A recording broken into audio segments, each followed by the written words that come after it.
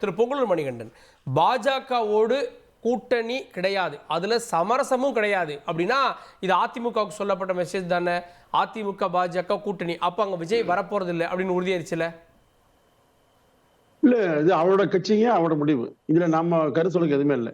விஜய் என்ன முடிவு எடுக்கலாம், ஏன்னா அவர் உருவாக்கிய கட்சி. அதனால அவரவர் விருப்பப்படுகிற நடவடிக்கையில, விருப்பப்படுகிற முடிவுகள்ல இருப்பாங்கிறது நம்ம வந்து கண்டு வருத்தப்பட அவசியம் இல்லை. இன்னொன்றுங்க, கடந்த 2021 தேர்தலில் திரு ஸ்டாலின் அவர்கள் என்ன பேசினாருங்க? ஸ்டாலின் தான் வர்றாரு, விடியதென போறாருன்னு பேசினார். இப்போ 5 ஆண்டுகள் ஆட்சி நெருங்க போகுது. இப்ப ஸ்டாலின் தான் வந்தாரு, விடியல் எல்லாம் தந்தாருன்னு ஏன் பேசல?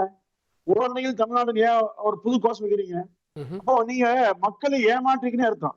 இப்போ 2019, 2024 மோடியை மையப்படுத்தி நாடாளுமன்ற தேர்தலில் வெற்றி பெற்ற மாதிரியே அதே கான்செப்ட்ல இப்போ திமுக நேர் எதிர்கட்சி எதிரான இயக்கமாக அதிமுக முன்னிறுத்தாமல் பாஜக அது மதவாதம் சனாதனம் என்று இப்படி ஒரு கட்டமைப்பு உருவாக்கி வெற்றி பெற வேண்டும் என்று வெற்றியை மட்டுமே நோக்கமாக கொண்டு தமிழ்நாட்டு மக்களை கைவிட்டு விட்டது திமுக. இப்ப அப்பவே அஜித்குமாரை அடித்தே கொன்றாங்க. ஆனால் ஓடி சென்று இப்ப படிக்கிறாங்க, போன்ல பேசுறாங்க, பண்றாங்க. எவ்வளவு நாடகம் பாருங்க, எப்படி இந்த போலீஸ் காப்பாத்தினாங்க பண்ணாங்க பார்த்தோம். அப்போ திமுக தன் தோல்வியை மறைப்பதற்காக, நிர்வாக தோல்வியை மறைப்பதற்காக செய்கிற நாடகங்கள் தான் நாம் தமிழ்நாட்டு மக்கள் பார்த்துட்டு வர்றோம். இதை முறியடிப்பது அதிமுக நோக்கம். நீங்க திரு விஜய் பற்றியோ மற்றவர்கள் பற்றியோ இல்ல, திமுக அதிமுக திட்டுறது நீங்க திட்டுறது புதுசு இல்ல. இன்னைக்கு தாவேகா வந்து பாஜகவை திட்டுது, கூடுதலா அதிமுகவையும் திட்டுது, சுயநலத்துக்காக கூட்டணிக்கு போயிட்டீங்கன்னு. நீங்க தமிழ்நாட்டுல காங்கிரஸ், மதிமுக, விடுதலை சிறுத்தைகள், கம்யூனிஸ்ட் கட்சிகள், இன்னும் நீங்க எல்லா கட்சியும் இன்னும் சொல்லுங்க, 60 கட்சிகள் இருக்கு. எல்லா கட்சியுமே அதிமுக திட்டுறாங்க. ஆனா அதிமுக அவரை திட்டுதான் பாருங்க. அதிமுகவுக்கு பிரதான எதிரி நேரடியாக திமுக மட்டும்தான். திமுகவை தாண்டி யார் குறித்தும் அவசிக்க வேண்டிய நிலையில அதிமுக இல்லை, அவசியமே இல்லை. சரி, கமலஹாசன் வந்தா கடந்த மாதிரி தேர்தல் போட்டுட்டாரு, அதையும் விமர்சிச்சுங்களா? அதையும் கண்டுக்காதான் போச்சு. அது மாதிரி கடந்து செல்லுமே ஒழிய அவரோடு நடந்து என்னையாக நடந்தெல்லாம் பேச வேண்டிய அவசியம் இல்லை. இல்ல, அதுல கேள்வி எங்க வருதுன்னா, ராஜேந்திர பாலாஜி 2 வாரத்துக்கு முன்னாடி சொன்னார்னு நினைக்கிறேன். 2 வாரத்துக்கு முன்னாடி தாவேகாவோடு சில பேச்சுவார்த்தைகள் போயிட்டு இருக்கு, சில சமிக்கைகள்லாம் வருது அப்படின்றாரு. அப்போ அதை மறுக்கிறாங்க அப்படின்னு தானே பொருள்? இல்ல, அது என்னங்க, திமுகவை வேண்டாம் என்று கருதுகிற, வேண்டாம் என்று விரும்புகிற யாராக இருந்தாலும் ஓட்டுக்களை பிரிக்க கூடாத அடிப்படையில் பலர் பேசுறாங்க. ஆனா தேர்தல் முடிவுகள் தான் மக்கள் தான் முடிவு செய்ய போறாங்க. திரு கமலஹாசன் அவர்களோ, முன்பு வந்த பல உச்சபட்ச நட்சத்திரங்களோ தமிழ்நாட்டு மக்கள் அவரோட இடத்துல என்ன வாய்ப்பை கொடுத்தார் என்று பார்த்துக்கிறோம். எனவே 26 ஒவ்வொருக்கும் பாடம் ஊற்றப்படுங்க, அவ்வளவுதான். இதுல போய் நாம் வந்து யாரும் வர்றாங்க வரலன்னு தேர்தலுக்காக தயங்கியோ யாரும் தாங்கியோ பிடிக்கிற அவசியம் இல்லை. நிச்சயமாக 26 தேர்தலில் திமுகவை வீழ்த்த வேண்டும் நோக்கம் அதிமுக மட்டும் பிரதானமாக உண்டு. அதற்கு ஏற்றவாறு வாக்கு வங்கி அதிமுக உண்டு. மக்களும் இன்றைக்கு மிக மிக மோசமான நிலையில திமுக ஆட்சி இருக்கிற காரணத்தினால ஒரு 10% வாக்குகளை கூடுதலாகவே அதிருப்தி வாக்குகளை பெற்று அதிமுக மிகப்பெரிய வெற்றியை பெறும். வருகின்ற 7ஆம் தேதி மேட்டுப்பாளையம் தொடங்கக்கூடிய சுற்றுப்பயணம், எடப்பாடிய சுற்றுப்பயணம் தமிழ்நாடு முழுவதும் வேகமாக செல்ல போயிருங்க. அந்த பயணத்தின் மூலமாக, பரப்புரையின் மூலமாக மக்கள் மத்தியில மிகப்பெரிய எழுச்சியை அதிமுக உருவாக்கும்.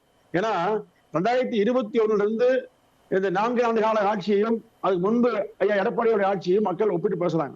ஒப்பிட்டு பார்க்கிற போது யாருடைய ஆட்சியில் மக்கள் பாதுகாப்பாக இருந்தாங்கிறத கண்கூட பாக்குறாங்க. இப்ப நீங்க கடந்த காலத்துல நாங்க வந்து வந்தோம்னா எதுவுமே பிரச்சனை இருக்காது, எல்லளவு தவறெல்லாம் நடக்கும் எல்லாம் பேசிட்டு உடனே நடக்கும்போது அதிமுக அன்னைக்கு பண்ணலையா, முந்தானத்து பண்ணலையா, அங்க பண்ணலையா? அப்போ ஒப்பீடு செய்ய வேண்டிய நிலையில் நீங்க இருந்தா எதுக்கு ஆட்சி சொன்னீங்க? இப்போ அந்த ஆட்சி வேணாலும் மக்கள் முடிவு எடுத்தாங்க, உங்களுக்கு வாக்களிச்சாங்க, ஆட்சிக்கு வந்தீங்க. அப்போ அதுல இருந்து முற்றிலுமாக வேறுபட்டது கொலை. அவங்க 60, நாங்க 30, அவங்க 100 கொலை, நாங்க 90 கொலை. இது என்ன வித்தியாசம்? இது இப்படி சொல்லியே மக்களை முட்டாளாக்கி வருகிற திமுகவை 26 தோற்கடிப்போம். எந்த எல்லையிலும் அதிமுக சென்று நிச்சயமாக உறுதியாக வெல்லும். திரு தனியரசு அவர்கள்ட்ட, திரு தனியரசு, பாஜகவை விமர்சிக்கிற விஜய் அப்படின்னீங்க, கடுமையாக விமர்சித்திருக்கிறார். அதே நேரத்தில் இந்த பாஜகவோடு சேர்ந்து சுயநல கூட்டணி அமைத்தது திமுக அப்படின்னு திமுக மேலேயும் விமர்சனத்தை வைக்கிறார். இல்லை, அதிமுக சொல்றாரு. அல்ல, பொதுவாக இப்போ திமுக அதிமுக அப்படிங்கிற அதான் அப்போ திமுக அதிமுகங்கிற இருபெரும் திராவிட அரசியலுக்கு எதிராக இருந்த பாஜக இந்து முன்னணி நடத்தின அந்த முருக மாநாட்டில் கூட நீங்கள் தந்தை பெரியாரை, பேரறிஞர் அண்ணாவை, ஓடிவா முருகான்னு இவங்களை எதிரியாக காட்டி இறைவனைவே துணைக்கு அழைத்த பொழுது இதுவரை வாய் திறக்காத விஜய் கிட்டத்தட்ட ஒரு வாரம் 10 நாள் கழித்து இன்றைக்கி அந்த தீர்மானத்தில் 20 தீர்மானத்தில் ஒரு தீர்மானமாக கொண்டு வந்து ஒரு கண்டனத்தை தெரிவிக்கிறார். இதுதான் இவர் இந்த சித்தாந்த கொள்கை குறித்து பேசுகிற இந்த விஜய். அப்போ ஒரு 50 ஆண்டு காலத்தில் ஒரு 30 ஆண்டு காலம் திரைப்படத்துறையிலிருந்து தனக்கான பொருளை ஈட்டிக்கொண்டு வசதி வாய்ப்புகளை உருவாக்கி கொண்டு ஒரு கட்சியை உருவாக்கி, அதுவும் 2026 சட்டமன்ற பொதுத் தேர்தல் வருவதற்கு முன்பு ஒரு 5 மாதங்கள் 6 மாதங்களுக்கு முன்பு தான் இவர் பரப்புரையை துவக்குவார், தேர்தல் பணியை துவக்குவார், மாநாடு நடத்துவாராம். அதாவது 5 மண்டல மாநாடு, 120 மாவட்ட மாநாடு, ஒரு மாநில மாநாடு. அப்போ உடனே 6 மாதத்தில் நீங்கள் படம் ஷூட்டிங்கே இவர் நடித்த படமெல்லாம் ஒரு வருஷம் 1.5 ஆண்டுகள் படம் ஒரு திரைப்படத்தை எடுக்கிறதுக்கே ஒரு வருஷம் ஆகும். ஆனால் இவர் என்ன ஆசைப்படுறாரு பாருங்க விஜய், ஒரு நடிகன் சின்ன சின்ன 5 மாதத்துல பணிகள் அப்பவே வந்துருச்சுல. ஆமாய்யா, நாடாளுமன்ற தேர்தலில் போட்டியிட 24 இன்னைக்கு 25 வந்துருச்சுல்ல, 26 தானே தேர்தல் வருது. 26 தேர்தல் வரைக்கும் 2 ஆண்டுகளில் எத்தனை போராட்டங்களை மக்களுக்காக நடத்தினார், எத்தனை பிரச்சனைகளில் இந்த தமிழக வெற்றி கழகம் போராடியது, ஆளுநர் விவகாரத்தில், மத்திய அரசாங்கத்தில், வகுப்பு கொள்கையில். விஜய் போலியா? ஐயா, அஜித்குமாருக்கு வீட்டுக்கு போகலின்னா ஏன் தமிழக வெற்றி கழக தமிழக வாழ்வுரிமை கட்சி வேல்முருகன் போய் பணம் 1 லட்ச ரூபா கொடுத்துட்டு வந்தார்.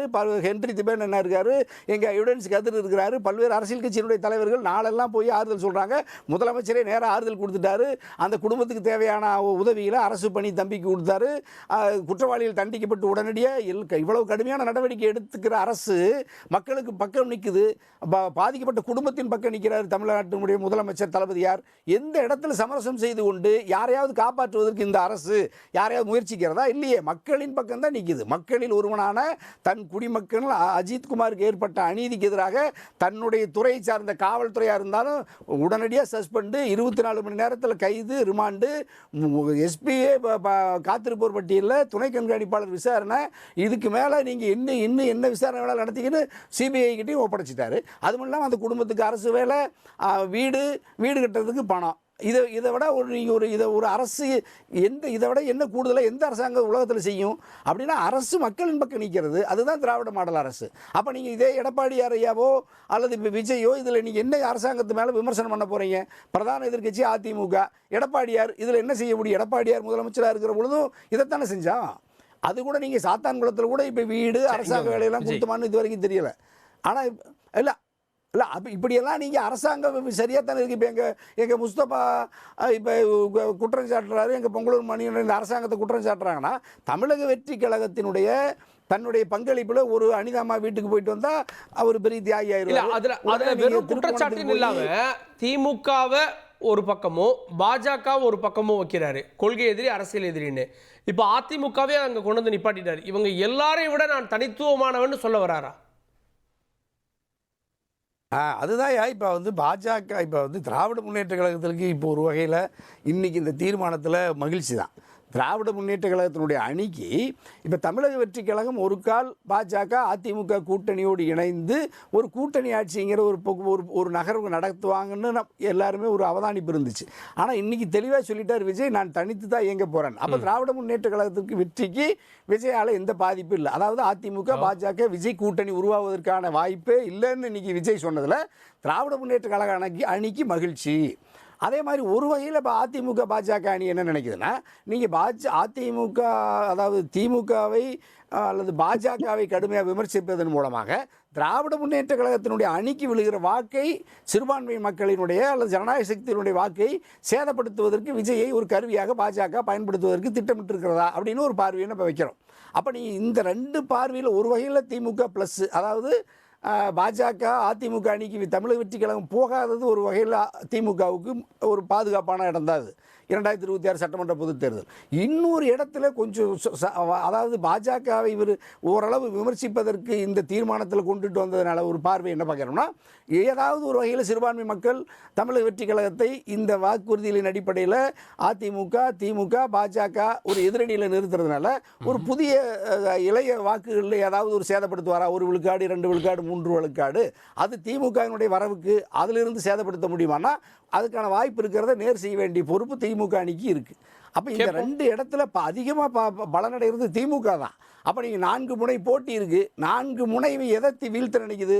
சீமான் திமுக ஆட்சியை ஒழிக்கணும், தமிழக வெற்றி கழகம் விஜய் திமுகவை ஒழிக்கணும், அதிமுக பாஜகவும் திமுகவை ஒழிக்கணும்னா அரசினுடைய அந்த அணியினுடைய வாக்கு 3ஆ சிதறுகிற பொழுது திமுக அணிக்கு தான் வாய்ப்பு கூடுதலாக இருக்கும். ஆகவே தமிழக வெற்றி கழகத்தினுடைய இந்த முயற்சி திமுகவுக்கு சாதகமாக இருக்குது.